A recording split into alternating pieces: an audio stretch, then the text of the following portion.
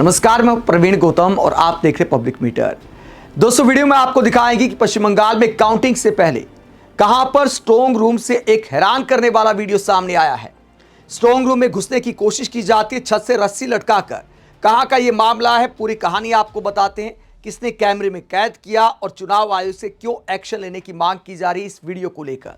जहां दो व्यक्ति रस्सी लटकाकर स्ट्रांग रूम की छत पर दिखाई देते हैं, उसके बाद क्या होता है पूरी कहानी आपको बताएंगे। पहले बताते कि सुप्रीम कोर्ट में क्या कहानी हुई और उसके बाद मीडिया कहानी को किस तरह दिखा रहा है।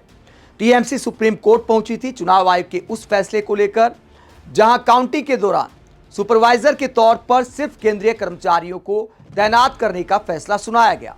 राज्य सरकार के कर्मचारियों को बाहर कर दिया। इस पूरे मामले से चुनाव आयोग ने तो टीएमसी इस फैसले के खिलाफ सुप्रीम कोर्ट पहुंचती है। सुप्रीम कोर्ट कहता है कि देखिए, चुनाव आयोग को हम आदेश तो नहीं दे सकते, लेकिन सर्कुलर को लेकर क्या कुछ कहा गया, जो चुनाव आयोग का सर्कुलर था उसे लेकर क्या कहा गया, तो असल कहानी क्या है। मीडिया टीएमसी को झटका बता रही है, लेकिन टीएमसी की तरफ से पेश हुए वरिष्ठ वकील कपिल सिब्बल गोदी मीडिया पर झूठ बोलने का आरोप लगाते हुए क्या खुलासा करते हैं, जरा सुनिए।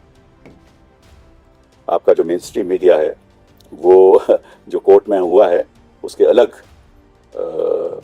खबरें चला रहे हैं। ऐसी खबर के हमारी जो याचिका है वो डिसमिस हो गई। ये अपने आप में गलत है। हुआ क्या कि तो जब हम सुप्रीम कोर्ट आए तो हमने ये तय किया कि हम सर्कुलर को चैलेंज नहीं करेंगे, लेकिन ये कहेंगे, ये आग्रह करेंगे सुप्रीम कोर्ट से कि जो सर्कुलर है उसको आप लागू कीजिए। अब सर्कुलर 13 अप्रैल 2026 का है, तो वो सर्कुलर मैं आपको पढ़ भी देता हूं, पहले समझा दूंगा फिर पढ़ भी दूंगा। उसमें ये लिखा है कि कई जगह से हमें जानकारी मिली है कि इरेगुलरिटीज होने वाली हैं इलेक्शन के प्रोसेस में, काउंटिंग के प्रोसेस में इरेगुलरिटीज होंगी। तो इसलिए हम चाहते हैं कि जो एक सेंट्रल गवर्नमेंट का employee apart from micro observer वहां रहे, ये फैसला है। तो हमने फिर कहा कि उसी सर्कुलर के अंतर्गत, वो मैं पढ़ देता हूं, वो कहता है कि from further a dedicated module is being incorporated in ECI net for randomization of counting personnel and generating of counting ID cards. The salient features of the proposed module are as follows. मतलब कि जो मोटी मोटी बात जो है circular के अंतर्गत उन्होंने कही है कि random selection of state government and central government employees from the respective personal databases for counting duty.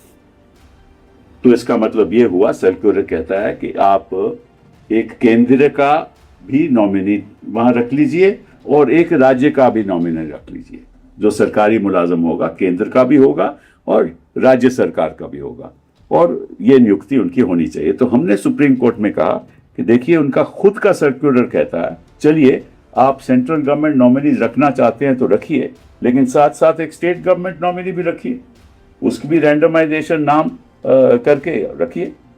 तो सुप्रीम कोर्ट ने कहा कि आप तो वहां सर्कुलर चैलेंज कर रहे थे, तो हमने कहा कि अब हम सर्कुलर नहीं चैलेंज कर रहे, हम तो कहते हैं कि उसको लागू करें। तो अब हमें उम्मीद है, और सुप्रीम कोर्ट ने ये कहा कि, और ये ऑर्डर है कि the election commission will follow the circular issued by them both in letter and spirit.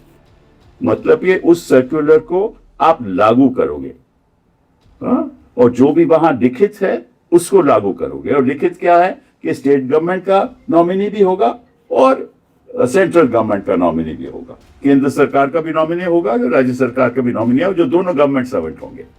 तो ये ऑर्डर हुआ है। जो मेन स्ट्रीम मीडिया चला रहा है वो ये है कि हमारी याचिका डिसमिस होगी, ये बिल्कुल गलत है और ऐसा होना नहीं चाहिए। अब ठीक है, आप गोदी मीडिया हो, आप उनकी गोद में बैठे हो, लेकिन इतना भी मत बैठो, मतलब कि सही जानकारी तो दो।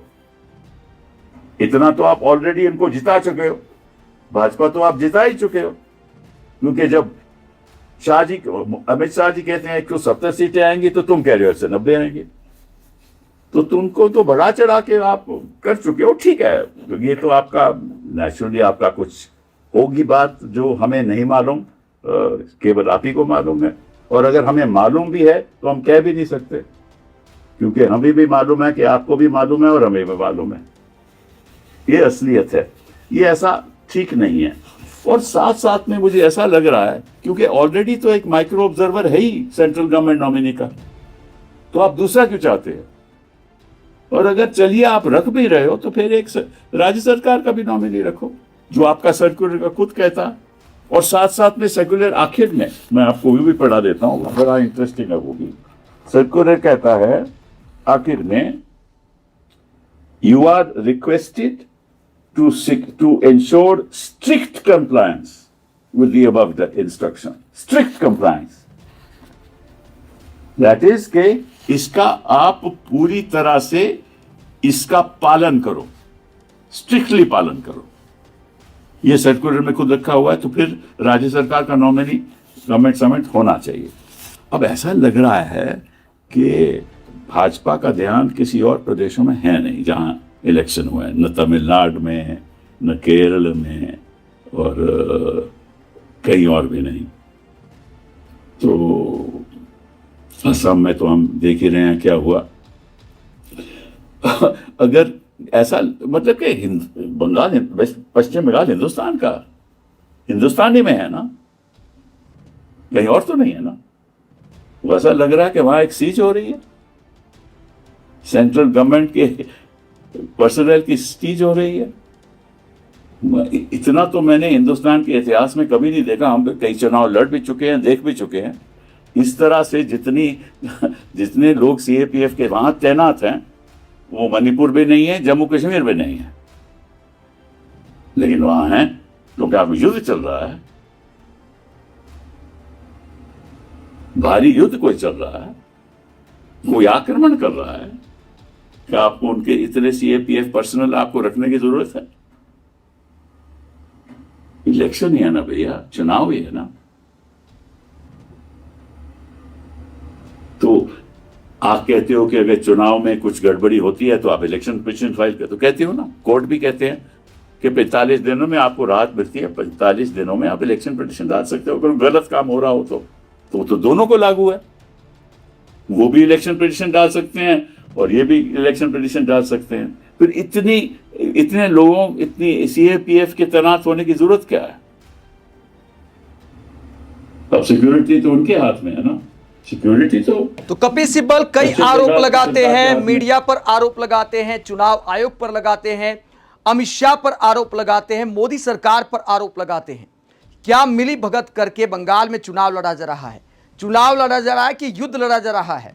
जिस तरह सुरक्षा बलों की तैनाती की गई है, इस बीच सुरक्षा बलों को चकमा देने का भी एक आरोप बीजेपी की तरफ से सामने आया है। क्या आरोप लगाया है? बीजेपी पश्चिम बंगाल ने एक वीडियो पोस्ट किया है और क्या आरोप लगाया गया है इस वीडियो में?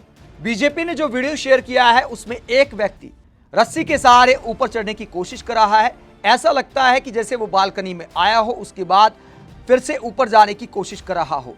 इसके अलावा छत पर एक साया सा दिखाई देता है और उसे देखकर लगता है कि व्यक्ति की मदद की जा रही है, रस्सी के सहारे उसे ऊपर लाने की कोशिश की जा रही है। यानी वीडियो देखकर लगता है कि इसमें दो व्यक्ति यहां पर दिखाई दे रहे हैं। अब इस पूरे मामले को बीजेपी के एक उम्मीदवार ने कैमरे में कैद कर लिया। पश्चिम बंगाल के बर्धमान का यह पूरा मामला है और बीजेपी ने क्या आरोप लगाए हैं, लंबा चौड़ा पोस्ट बीजेपी ने किया है। इसका हिंदी अनुवाद मैं आपको बता देता हूं कि बीजेपी की तरफ से स्ट्रांग रूम में घुसने की कोशिश का क्या आरोप लगाया गया है। टीएमसी पर आरोप लगाते हुए बीजेपी की तरफ से वीडियो शेयर करते हुए कहा गया, अब यह स्पष्ट हो गया है कि कोलकाता में ममता बनर्जी का ड्रामा कोई अचानक हुआ आक्रोश नहीं था, बल्कि एक सावधानी पूर्वक रची गई साजिश थी, जिसका उद्देश्य पश्चिम बंगाल के अन्य हिस्सों में तृणमूल के काडर द्वारा किए जा रहे प्रयासों से ध्यान भटकाना था। अब जनता का ध्यान कोलकाता पर केंद्रित रहा। उसी दौरान वर्धमान से परेशान करने वाली खबरें सामने आई।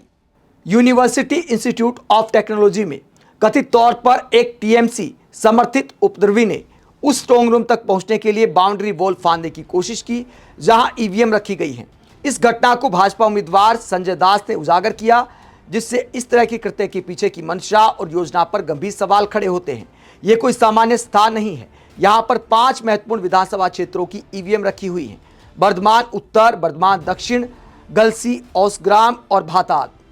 तो 5 जगह की ईवीएम रखी गई है, जहां से 2 व्यक्तियों ने स्ट्रांग रूम में जाने की कोशिश की, ऐसा आरोप बीजेपी की तरफ से लगाया गया है। इन घटनाओं को मिलाकर देखा जाए तो यह महज संयोग नहीं है। कोलकाता का नाटक और अन्य जगहों पर हो रही गतिविधियां एक व्यापक और समन्वित पैटर्न को दर्शाती हैं। ये एक ऐसा पैटर्न है जिसकी जड़ें बेचैनी में है, जो इस एहसास से उपजी हैं कि राजनीतिक जमीन उनके पैरों के नीचे से खिसक रही है। यह हताशा का चेहरा है। तृणमूल को पता है कि लहर बदल चुकी है। पश्चिम बंगाल की जनता अपना फैसला सुना चुकी है। 4 मई केवल अपरिहार्य को औपचारिक रूप देगी। तो बीजेपी का दावा है कि 4 मई को उनकी जीत होने वाली है, और जो स्ट्रांग रूम में घुसने की कोशिश हुई है उसे टीएमसी का कार्यकर्ता एक तरह से बीजेपी ने बताया है, टीएमसी का उपद्रवी बताया है। लेकिन 2 व्यक्ति ऐसे रस्सी से कूदकर क्या करना चाहते थे, ये समझ से भी बाहर नजर आता है। रस्सी लटकाकर भी ऐसे क्या कोई स्ट्रांग रूम में जा सकता है, क्योंकि बहुत भारी सुरक्षा के इंतजाम होते हैं। सवाल यह भी खड़ा होता है कि ये व्यक्ति छत तक पहुंचे कैसे। 2 व्यक्ति वहां पर दिखाई देते हैं, रस्सी दिखाई दे रही है, तो सुरक्षा इंतजामों पर भी सवाल खड़े होते हैं। अब देखना यह दिलचस्प होगा कि चूंकि बीजेपी ने सवाल उठाया है तो चुनाव आयोग के जवाब जरा जल्दी आते हैं। तो क्या चुनाव आयोग इस पर कोई जवाब देता है या नहीं देता है कि लोग आखिरकार किससे जुड़े हैं। आप इस पूरे मसले को लेकर क्या सोचते हैं, कमेंट बॉक्स पर अपनी राय जरूर दें। साथ ही चैनल को सब्सक्राइब भी करें। नमस्कार।